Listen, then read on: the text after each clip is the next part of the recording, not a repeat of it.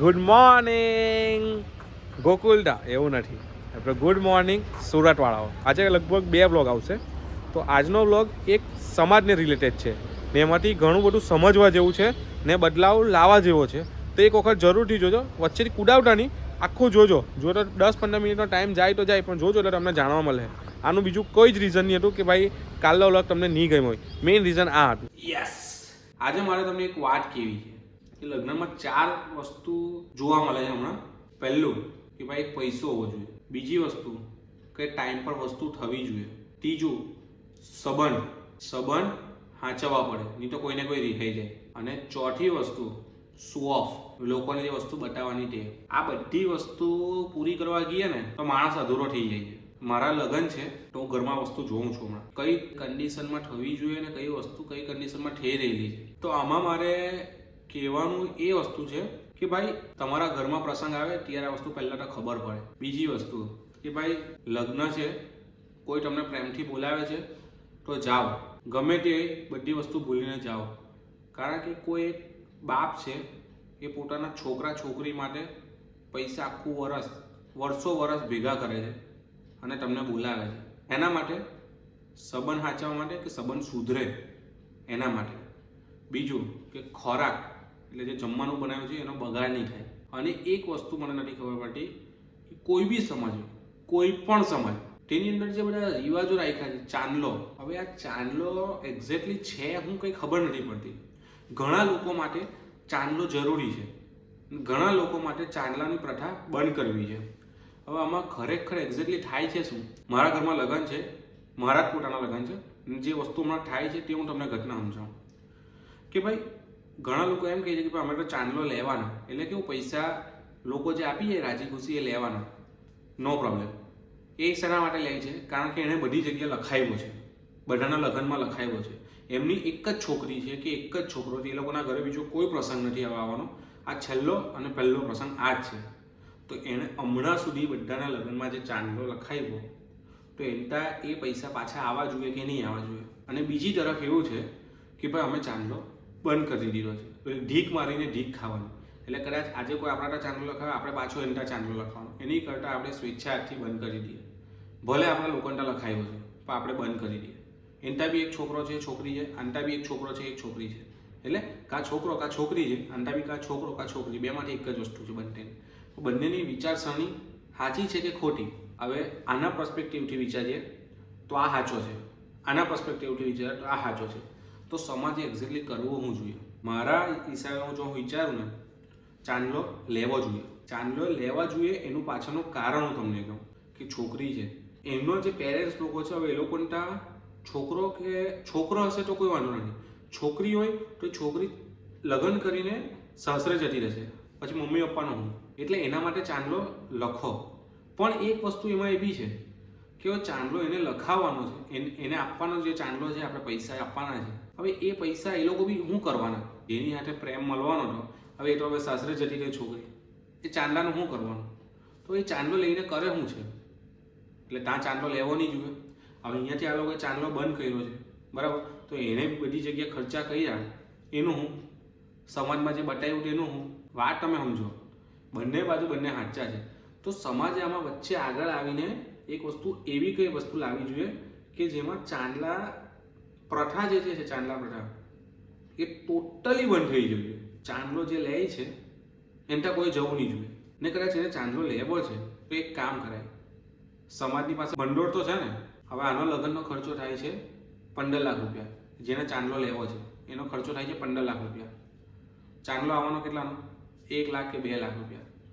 તો સમાજ તરફથી એને એક એફડી બનાવી આપો. ભવિષ્યમાં હવે છોકરી છે, છોકરી અહીંયા સાસરે આવતી રહેવાની, મમ્મી પપ્પાનું ઘર ચલાવવાનું, એને લોકો પાસેથી ચાંદલો લઈને નામ ખરાબ કરવાનું કે ગમે તે કોઈ લોકો વિચારને આપી જાય કે ભાઈ મારે લખાવવો પડે એટલે લખાવવાનું આમ છે મગજ. આ બધી વસ્તુ કરતાં એક બધી પ્રોબ્લેમ એક સોલ્યુશન છે.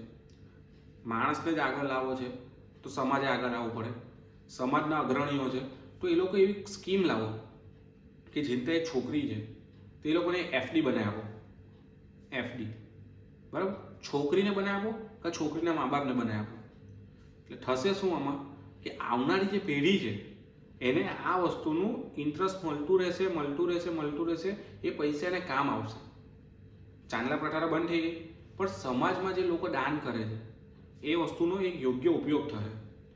બીજી વસ્તુ કે જે સમાજમાં જે અણબનાવો બનતા છે કે ભાઈ મારા સમાજના છે તો બી મને આ મારી વાડી છે તો એ વાડીના પૈસા મારી પાસે વધારે લીધા. હવે હું ચોખ્ખી વાત કહું છું, એક કિસ્સો થયેલો. આ કન્ટેન્ટ ક્રિએટરની બધી ક્રિએટરો છે, ઇન્ફ્લુએન્સર છે બધા. તો એ લોકોમાં એક એવું થયું કે ભાઈ સપોઝ હું છું તો મારી એક ફ્રેન્ડ છે, મારી ફ્રેન્ડ કંઈક ઓપનિંગ કરે છે કઈ વસ્તુનું, તો એ મને કહે છે કે ભાઈ તમે મને પ્રમોશન કરી આપો, તું મને પ્રમોશન કરી આપ, તું મારી ફ્રેન્ડ જ છે ને, તને હું પૈસા આપવાના, તું કરી લે. એટલે હું શું કહું છું, હવે આની પાસે પૈસા મંગાવ્યા નથી, શું કરીએ? એટલે હું કહું બધું વિચાર કરતા એક કામ કરો, મારા મેનેજર સાથે વાત કરી લો. આ વસ્તુ થયું છે તો હવે મેનેજર સાથે એને વાત કરી, બધી વસ્તુ વાત કરી કે ભાઈ કેટલા રૂપિયા થાય, શું છે, બધી મેનેજર બધી વસ્તુ સમજાવી. પછી છેલ્લે એને એક પ્રશ્ન પર આવીને અટકી ગયા કે ભાઈ અમારે બાર્ટર કોલેબોરેશન કરવું છે. આ બાર્ટર કોલેબોરેશન એટલે કેવું, તમે મને પ્રોડક્ટ આપો, હું તમને વિડીયો બનાવીને આપું, પૈસાની કોઈ લેવા દેવા નહીં. બાર્ટર, કોઈને કોઈ વસ્તુ આપીને એની બદલામાં પેલી જે જૂની પેલી પ્રથા ચાલતી, એક વસ્તુ ઘઉં આપીને તેલ આપીને ચોખા લેવ, એ બધી વસ્તુ. તો એમ કે ફ્રીમાં નહીં મેળ પડે, એમ કે મોટી હોટલ લઈને બેઠા જેને 50 લાખ કરોડ રૂપિયાનો ખર્ચો કર્યો છે. હવે એવું વિચારે છે કે આની પાસે ફ્રીમાં પ્રમોશન કરાવવાનું, મારો દોસ્તાર છે એટલે. હવે તમે સમજો, તમારા દોસ્તારને આગળ લઈ જવો છે કે નીચે પાડવો છે? તમે તમારા ધંધા હારું તમે દોસ્તીને વચ્ચે લાવીને દોસ્તીને બદનામ કરવા માંગો છો. ટૂંકમાં તમે શું સમજ્યા કે દોસ્તારનો ધંધો છીનવો છો ને પોતાનો ધંધો ઉપર લઈ જાઓ છો. વાત આ જ થઈ ને, દોસ્તાર પાસે ફ્રીમાં કામ કરવાનું ને પોતે જે પૈસા કમાય બધા પોતાના ભાગે રાખવાના. દોસ્તાર નહીં કરી આપે તો કે ભાઈ હમણાં લગીને આપણી દોસ્તી શું કામની? હવે દોસ્તાર તમારા ફેમિલી લઈને આવે છે, તમે ફ્રીમાં કેટલી વખત ખવડાવવાના છે? આમાં ખવડાવવાના છે. હવે હું એમ કહેવા માગું છું કે તમે 50-55 લાખનો ખર્ચો કર્યો છે તો તમારા દોસ્તારને બી એમાંથી નહીં તો છેલ્લે 10,000 રૂપિયાનું પ્રમોશનના પૈસા તો આપો. એ બી તમારી સાથે ઉપર આવે. તમારી દોસ્તી કઈ કામની? દોસ્તારને બી ઉપર તો લાવવાનો ને, એ જાતે જ ઉપર જયા કરવાનું. એ જ રીતે આ સમાજમાં જે વસ્તુ થાય છે ને, સમાજમાં બી આ જ વસ્તુ છે કે ભાઈ સમાજવાળા જે પૈસા લે છે આપણી પાસે આપો, પણ સમાજે બી એક વસ્તુ સમજવી જોઈએ કે જે લોકો પૈસા આપણને આપે છે તો આપણે લોકોનો બી કંઈ વિચાર કરવો જોઈએ, લોકોને બી કંઈ આપવું જોઈએ કે જેના લીધે આપણું સમાજ એક રહે. કોઈ બી સમાજ હોય ભલે, પણ આપણા પૈસા અંદર ફરવા જોઈએ. સપોઝ મારી પાસે લાખ રૂપિયા છે, કોઈ પાસે નથી, તો આ લાખ રૂપિયા એને નહીં આપો, ટોટલી નહીં આપો. એમાંથી લાખ રૂપિયાનું એવું કંઈ સેટલમેન્ટ કરો કે આને દર મહિને થોડું કંઈ ને કંઈ મળતું રહે. એક સાથે આપી દેવા તો એ કેવું છે કે સમાજ પર નિર્ભર થઈ જશે, હાવી થઈ જશે. સમાજ પછી કેટલી જગ્યા પહોંચી રહી. આમાં થાય કેવું કે ભાઈ હું લાખ રૂપિયા આપી દઉં છું, જ્યાં મને જરૂર પડે મને મળે નહીં એ વસ્તુ, તે કામનું હું. આ એક મેનેજમેન્ટ સિસ્ટમનું કામ છે. એટલે બસ મારે આ એક વસ્તુ કહેવી હતી કે ભાઈ જેના બી ઘરમાં લગ્ન આવે છે, જે લગ્ન કરી ચૂક્યા છે, તે લોકોને જ આ વસ્તુની ખબર પડે છે. તો જે બી આપણાથી સુધારા થાય છે એ કરો. હવે મારો ખર્ચો હમણાં 20 લાખનો થાય છે તો 20 લાખના ખર્ચાને હું 2 લાખમાં કેવી રીતના પટાવું એ સમાજે મને કહેવું જોઈએ. કારણ કે આમાં કેવું થાય છે, હું કદાચ ઓછા માણસોને બોલાવું, ઓછું કરી નાખું તો લોકો શું વિચારે, સમાજ શું કહે છે કે ભાઈ લોકોનું ખાઈ ગયા, સમાજને ખવડાયું નહીં. સમજ પડી? સમાજે જ એક એવો નિયમ લાવવો જોઈએ કે ભાઈ તમારા ઘરમાં પ્રસંગ છે, 100 માણસથી 200 માણસ એટલામાં આખા લગ્ન પતી જવા જોઈએ. આમાં થાય કેવું કે લગ્ન પટાવવાનો એક તમે બહાર પ્રચાર કર્યો, એ સમાજમાં એટલો ખર્ચો ઓછો થયો. બરાબર? જે 20 લાખનો ખર્ચો થતો તો એ 2 લાખમાં પૈસા, તો બાકીના જે 18 લાખ રૂપિયા બાકી છે, 18 લાખ રૂપિયાનું હું રોટેશન ફેરવું કે જેમાંથી એ બીજા આવા 8 થી 9 લગ્ન કરી શકે. સમજ પડી? 20 લાખનો ખર્ચો બચ્યો, એ પાછળની પેઢીને કામ લાગે. એ બધી વસ્તુ લોકો લગીને પહોંચાડવી પડે સમાજે. હવે કોઈ ઉપર એની પાસે પૈસા વધારે છે તો એ કરે છે, તો બી નહીં, ના એટલે ના, કે ભાઈ તમારી પાસે પૈસા છે, તમે કરવા માંગો છો તો એક કામ કરો, આની જગ્યાએ જે તમે લગ્નમાં દેખાવો કરો છો એ વસ્તુ કરતાં તમે બીજી કોઈ જગ્યાએ તમારી મેળે ઇન્વેસ્ટ કરો. સમાજમાં રહેવું છે, આટલી જ વસ્તુ થશે ને કરવાની જ છે, ભલે પૈસા તમારી પાસે વધારે છે. આમાં પૈસાવાળાને લીધે જે બિચારા નાના લોકો છે એ લોકોએ દેખાવા સારું કરવું પડે એવું છે, નહીં તો સમાજ ટોર્ચર કરે છે. આ વસ્તુ મોટા થયા પછી બધી વસ્તુ જાણવા મળે એટલે મારે તમને કહેવી છે. 100 માણસ છે તો સમાજની વાડી ભારે આપો, તમે મફતમાં આપો. સમાજ છે, સમાજનું કામ હલકું કરો, બોજો હલકો કરો, કારણ કે સોનાના ભાવ વધે છે. તો જેના ઘરે લગ્ન છે એને સામેવાળાની છોકરીવાળાએ છોકરાને કહીને કે સોનું આપવું પડે. પ્રથા બંધ કરો. મોંઘવારી છે, જો સોનું આપીને શું થવાનું? સોનું આપીને તમે એવું વિચારો છો કે ભાઈ ભવિષ્યમાં મારી છોકરીને કામ લાગે, મારા છોકરાને કામ લાગે, ભવિષ્યનું વિચારીને કરો છો. આ વિચાર તમારા પૂરતો સીમિત નથી, એ સમાજને આખો ભેરવેલો રાખે છે કે ભાઈ આણે આટલા ટોલા સોનું આપ્યું એટલે મારે કંઈને કંઈ આપવું જોઈએ, આપવું પડશે. આમાં ને આમાં દેવા વધે છે, દેવું ખાલી શું થાય છે? દેવું વધે છે, ટેન્શન વધે છે. એના લીધે સુસાઇડના વાર આવે છે. સુસાઇડના દેખાવા પૂરતું સોનામાંથી દીધું સુસાઇડ. સમજ પડી? એટલે આ વસ્તુ મારે તમને કહેવી છે કે એવા નિયમની બદલાવની જરૂર છે. ખાલી એવું નહીં કે સમાજને આગળ લાવવા માટે, સમાજને સુધારવા માટે આપણે કામ કરવાનું છે. આપણો સમાજ સુધરશે, ધીરે ધીરે બીજા સમાજ પર અસર થશે, એ સમાજ સુધરશે. એના લીધે આપણા અહીંયા જે ખોટી વસ્તુઓ ચાલી રહેલી છે બધી, એ વસ્તુ ઓછી થશે. ખાવાનો ખર્ચો 8 લાખ 12 લાખ રૂપિયા, સમજો તમે, 8 થી 12 લાખ રૂપિયા. હવે એની એફડી મૂકી હોય તો એ દર મહિને એમાંથી એનું ઘર ખાતું રહે. એક દિવસ ખાવામાં 8 થી 12 લાખ રૂપિયાનો ખર્ચો છે, વિચારો લગ્નમાં. હવે આ જ પૈસાની જો એને એફડી મૂકી હટે કાં એને પોતાના ધંધામાં રોક્યા હટે તો એ ધંધાને આગળ લાવટે. ભવિષ્યમાં પૈસાની જરૂર પડવાની જ છે. હવે તમે દેખાવો કરો કે પછી બચાવો, એ હવે તમારી પર છે. મારે આટલું કહેવું હતું કે ભાઈ સમાજમાં આટલા સુધારાની જરૂર છે, બીજા ઘણા બધા સુધારાની જરૂર છે. પણ આજે પછી વિડીયો આખો આપણો આ બ્લોગ છે, જેટલું મારે કહેવું હતું એટલું મેં કહી દીધું છે. બીજું આગળ તમને કહીશ, પણ તમારા જે બી મંતવ્ય છે એ મને અહીંયા શેર કરજો કોમેન્ટમાં. બાકી જો હું સાચો હું એવું નથી કે હું ટોટલી સાચો હોઉં, પણ કદાચ હું જો સાચો હોઉં તો મારો સપોર્ટ કરજો. સમાજમાં આ વસ્તુ પહોંચાડજો કે ભાઈ ખરેખર મારી વાત સાચી છે કે નહીં, ને હું બદલાવની જરૂર છે કે નહીં. કારણ કે નવું વર્ષ આવે છે તો નવું વર્ષ ખાલી દેખાવા પૂરતું નવું વર્ષ નથી, આ વસ્તુ સુધારવા માટેનું નવું વર્ષ છે. કારણ કે ઘણી બધી વસ્તુની અસર એક નાની વસ્તુના લીધે પડે છે.